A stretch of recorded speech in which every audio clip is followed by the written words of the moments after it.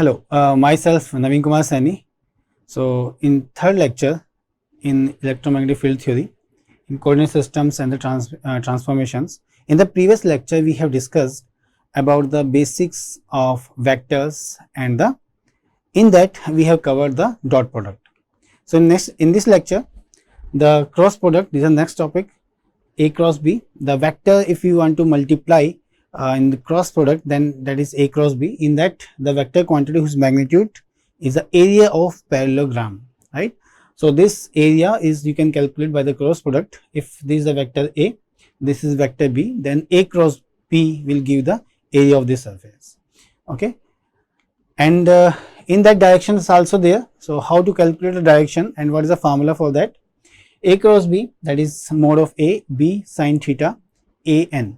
So, in that way, the A n is the direction of that vector. We can see in the previous slide where A is this one, B is this one, then the direction of this surface will be like this, okay. So, how we can find this direction? So, this direction can be found by the right hand rule. In that, if we have this is the direction of A, and if we want to move from A to B like this one, so the direction of this thumb, this will give the direction of the cross product, that is A cross of B, okay. So, these are very simple to calculate that. So, this direction we can see that theta AB, right, this theta AB is what? A to B. Suppose we want to calculate the B cross of A. So, in that B cross of A, so if we want to calculate this A B cross of A, so in that case from B to A, so this direction will be like that. B is this one, A is this one. Now we are moving from B to A. So, in this case this direction will be like this, right hand rule, okay. So, this direction will downward, right. So, if this direction is AZ, so this direction will become minus of AZ, okay. So, this is the way to find the direction of the cross product. Why we are finding the cross direction of that? Because that A cross B resultant will be the vector itself. When it is the vector, it means the direction will be introduced in this. So, now the basic formula for A cross B we can find out, because many students do the mistakes for writing this basic formula as well, that AX AY AZ and AX capital AX AY AZ and BX BY BZ. So, in this we can very simply we can calculate this, right. So, everyone is because this is a very basic prerequisite to find the cross products and all. So, this is the basic thing which you have to find it out. Then the directions, some properties of that cross product is there, that cross product A cross B, then A cross B cannot be equal to the B cross of A, but it was the case when we have the A dot B. So, in that A dot B was equal to B dot A, right. But here in A cross product A cross B is not equal to the B cross of A, right. Now, next is A cross B cross C. So, this is we cannot write it like A cross B, then we can take the cross product of with C. Then A cross B plus C, because as you are aware that is the distributive law, and in that A cross B plus A cross of C. Then we have very important point in that, that is AX cross AY. So, AX cross AY will be equal to AZ, AY cross AZ will be equal to AX, AZ cross AX is equal to AY. So, this is the very important point which you have to take care of, that how we can understand all these things, right. So, because X, Y, Z, these are the variables, right. So, this X, Y, Z in our Cartesian coordinate system, X, Y and Z, this is the point in the Cartesian coordinate system, and corresponding to that we have the direction. So, for this corresponding to this we have AX, this is AY, this is AZ, okay. So, corresponding to X we have AX, AY and AZ. So, how to find the direction of that? In that case very simple, in circular fashion we can understand this. AX cross AY will be equal to AZ, AY cross AZ will be equal to AX, AZ cross AX will be equal to AY, okay. So, in the reverse order we can find if we have AY cross AX, so in that case it will be minus of AZ, right. So, here we can see that AY cross AX is equal to minus of AZ. So, in the reverse order we can also find the directions of that, but you have to keep in mind about the this sequence, that X, Y, Z, AX, AY, AZ, right.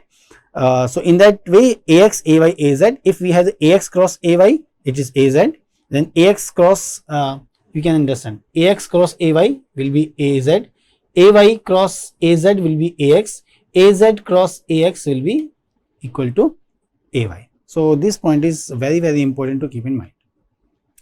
Then we have the vector triple product. So previously we have discussed about the when we have two vectors. Now when we have the three vectors, so in that case, for the vector a, b, c and a, b and c, in this there is a scalar triple product a dot b cross c, that is equal to b dot c cross of a, and it's also equal to c dot a cross of b. So this is nothing but this is the scalar triple product. So this will give the volume also, volume of parallelopiped, right? So volume of this parallelopiped can be calculated when we can find the a dot b cross of c, or b dot c cross of a, or c dot a cross of b. So in this way we can find the volume of the parallelogram. So as we are aware that dot product, we have the cosine of that angle. So a cross of b dot c. So we can use this formula of dot product, that a cross of b, this is the magnitude, c is the magnitude, and theta is the angle, phi is the angle, sorry, between the a cross b and c. Okay, so then we have scalar triple product also can be finded out in this way, that a dot b cross c, ax, ay, az, bx, by, bz, cx, cy, cz. As you are aware, when we are talking about a cross of b, so in that case, in the first term, first row, it was a unit directions, ax, ay and az, right? What was that? Ax. So in place of, when we had the a dot b, b cross c or a cross b, so we use the unit directions in that, in place of ax, ay, az. Okay, rest was same. When we have three vectors, in that case, ax, ay, az, and all these things will be there, and the resultant of this a dot b cross c will be what? This is the scalar quantity. Then vector triple product. So in our vector analysis, we are very much aware about that. A cross b cross c, we say this is the BAC and CAB rule. In that we are aware that b dot b into a dot c minus c a dot b, right? So there are some of the properties which you must be aware, that a dot b into c is not equal to a into b dot c, right? Okay. So component of a vector. So because as we are very much aware about this finding the vectors, now we want the component. What is the meaning of component? It's very simple. If I have any vector a and I want the component of a in some particular direction, suppose I have this direction b, okay, so what I want the component of vector a in the direction of b. So if I am saying in the direction of b, it means I am talking about this one, right?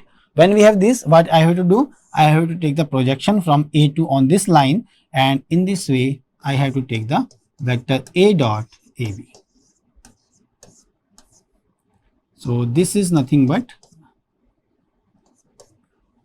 the component of vector a in the direction of b, right? So the same thing which I have mentioned here, given a vector a scalar component ab of a along b is the projection, right? So this ab is nothing but this ab is the component, then it is vector a dot ab. So I can write the ab cap. So this will be mod of a mod of ab cos theta ab, right? So the vector component of ab of a along the b, so it will be, we will simply again multiply with the ab. I hope this point is clear to all of you. What we have done, I have taken the component of a in the direction of b. So this is in the direction of b. So this value will be what? Because this is a dot ab, it means this is a scalar quantity. Now I want the vector component. So how I will do the vector component? So this vector component will be equal to a dot ab into again ab, right?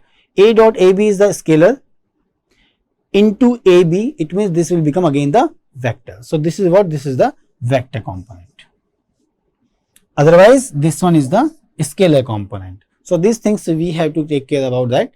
The vector A in the direction of B. So this in the direction of B will be the AB, and this is a projection on this, and this projection is nothing but the vector A into AB. When I want the vector component, so in that case the vector component of this one will be A into AB into AB, right. So this is the vector component, and this is simply component in the direction of, or the magnitude in the direction of B. Next, very important point is the coordinate system. So this is the main topic which we are going to start, and you have to understand very clearly about that. So when we talk about the coordinate systems, so coordinate systems can be of two types. First one is orthogonal coordinate systems, or second one can be of your non-orthogonal coordinate systems. So in the orthogonal coordinate systems, as we have right now, we have discussed about the Cartesian things or rectangular coordinates. What was that? We have just discussed in the previous class or the previous topic, Ax, Ay and Az. In your high school, or maybe in inter, or maybe in your first year, you have gone through I, J and K. So in place of I, J, K, we are using the terms A, Ax, Ay and Az. So this is the case when we are talking about in the Cartesian coordinate system. So in this, if I am saying the orthogonal system, it means that these components Ax, Ay, Az. So this Ax, Ay, Az, if I am saying this is the orthogonal system, it means the angle between these, each one of these components will be 90 degree. Like Ax dot Ay will be 0, Ay dot Az will be 0, Az dot Ax will be 0. Okay. So angle between Ax and Ay will be 90, angle between Ay into Az will be 90, angle between Az and Ax will be 90. Okay. So this is orthogonal systems. So these orthogonal systems can be categorized in the 3 points, the 3 coordinates. First one is the Cartesian, as we have discussed, right? Cartesian coordinate system, or we call it as the rectangular coordinate system. Then we have circular, cylindrical or the spherical coordinate systems. Then we have non-orthogonal systems. So non-orthogonal systems are coordinates are not mutually perpendicular to each other. Obviously, when these systems are not perpendicular to each other, it means this is really very hard to work on this, and very little it's not in use. But in our syllabus, we will cover, we will take this orthogonal coordinate systems into considerations. Okay. So first one is the Cartesian coordinate system, cylindrical coordinate system and the spherical coordinate systems. Okay. So first topic in the coordinate systems, which is orthogonal in nature, that is the Cartesian coordinate system, where the two things which we have to take care of, first one is the point, second one is the component. Okay. So first one is the point. The two things we have to take care, first one is the point, second one is the component.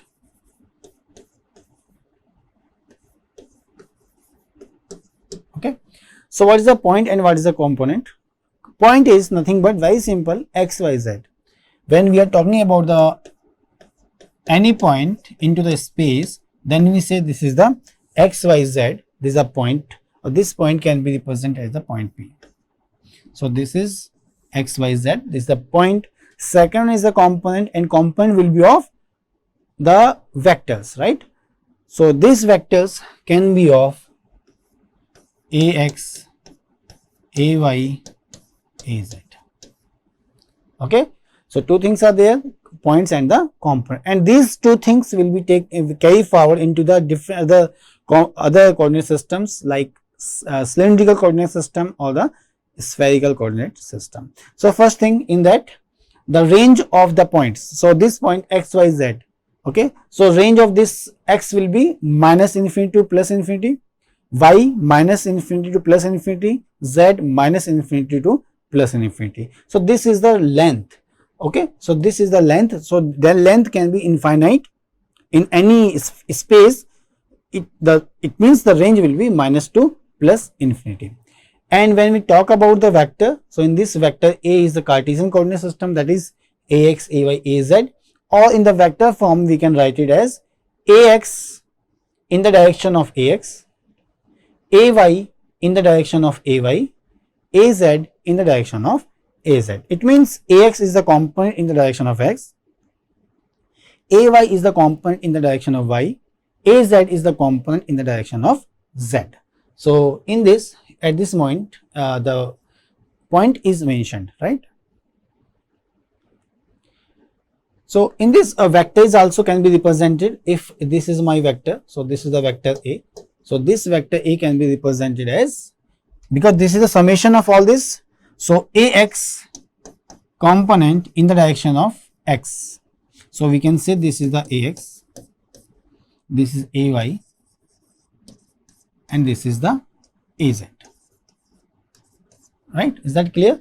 So vector A, this is the resultant, and so this component are comprising three directions, ax, and this one is your ay, and this is your az. So these are three components, ax in the direction of x, ay in the direction of y, az in the direction of z. So the resultant of these three component will be, resultant will be this much at to a particular point P. So difference must be clear to all of you that P, x, y, z is the point, and ax, ay and az, these are the components. Then next is the cylindrical, circular cylindrical coordinates. In that, similar to the Cartesian coordinate system where we said two things, point and the component. So point in this case will be your rho, phi and z. So you can see here that point P is the rho, phi, z, and components we will discuss about that. The first is the rho, phi, z. So in the cylindrical coordinate system, so if we have the cylinder and we are putting this cylinder, this is the x, y and z, and this is my cylinder, right? So this is the cylinder. Okay, so in this way this is a cylinder, so we can use this, we can use this one as, okay, so this is the cylinder. I am taking the one section of this cylinder and it will be represented like this, and I am representing the point P. So this point P onto the cylinder, right?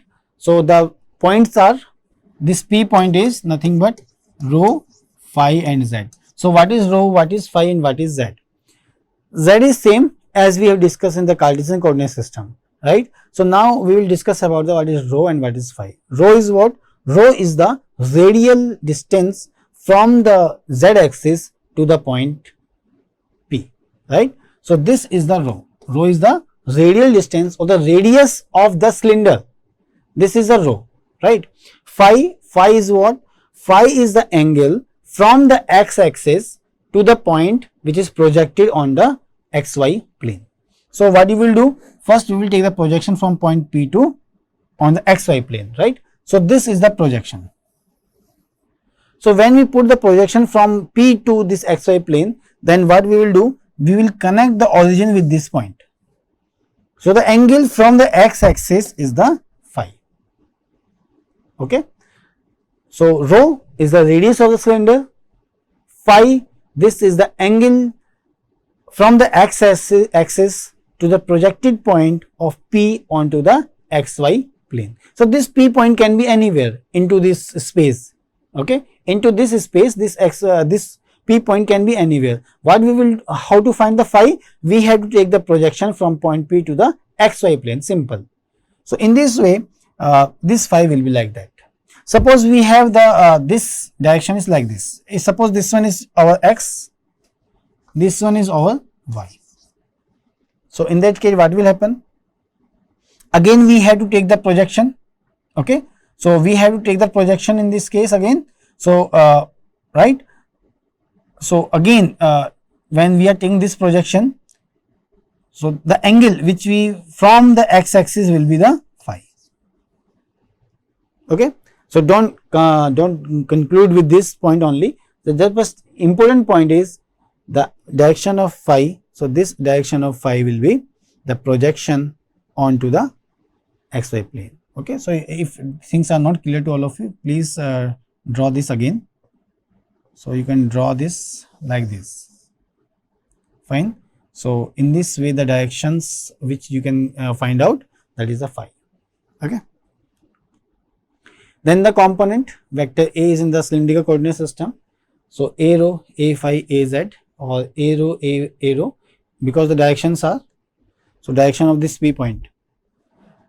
Okay, I will rub all this so that things will be clear to all of you.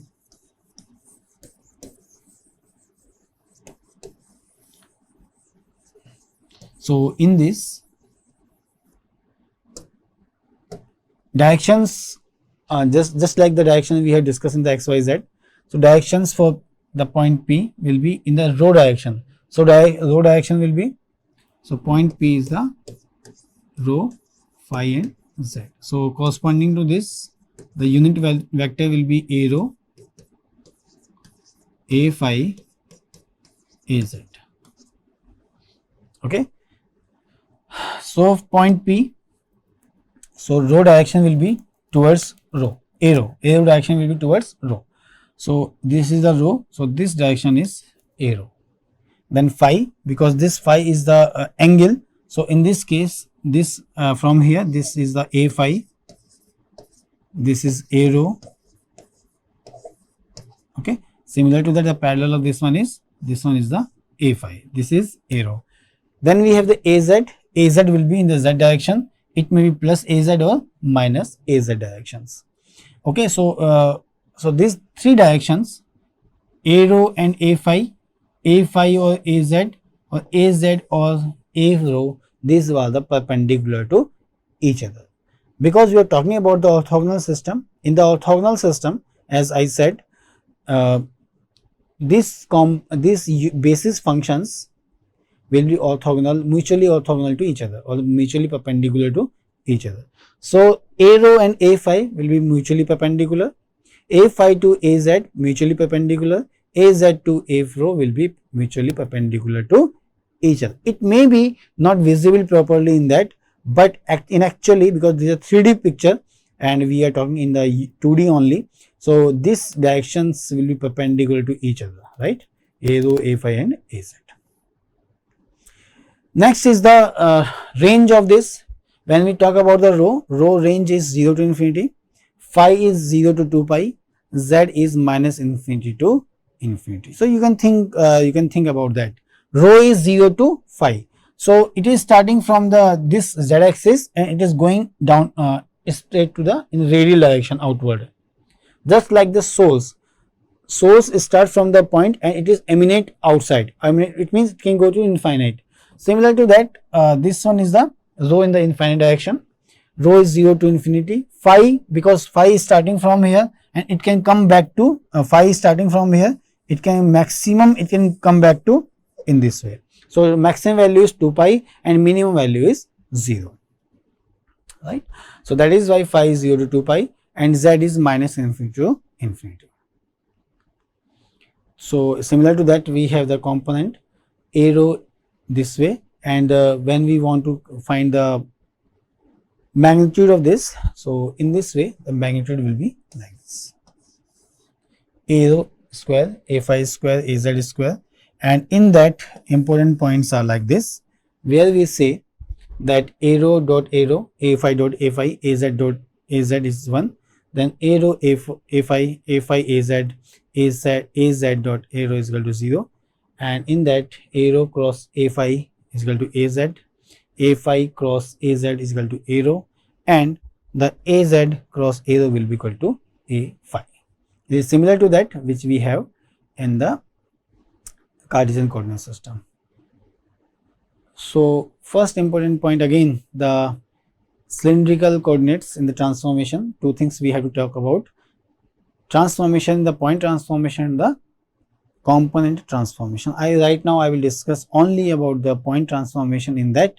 So rho will be equal to, because point transformation means from xyz to rho phi z, Cartesian to cylindrical. So in that case, because we want to convert Cartesian to cylindrical, so in that the rho value will be under root of x square plus y square because this is the row, this is the x, this is the y. In the vector form, rho will be what? Equal to x square plus y square ka under root. Then we have phi. So this phi is nothing but this is a tan inverse of y upon x. Tan inverse of y upon x, and z will be equal to z only. So in this way, again, if we want to convert if we want a point transformation from rho phi z to the point x y z, so x will be equal to, rho is given, phi is given, it will be rho cos phi, and y will be equal to rho sin phi, right? Z is also z. So this is the point transformation between the Cartesian to the cylindrical, and this is a Cartesian to cylindrical. It means the right hand side will be the cylindrical component, and the left hand side the values would be given, then x, y, z will be in the right hand side. Similar to that, when we convert the cylindrical to Cartesian, so in that case the Cartesian terms will be in the left hand side, and the inputs, that is rho phi z, will be in the right hand side. So this is the simple formulas which you can find out through this diagram. So in the next lecture we will continue with the coordinate systems, and we will finish it with one of the example. Thank you very much.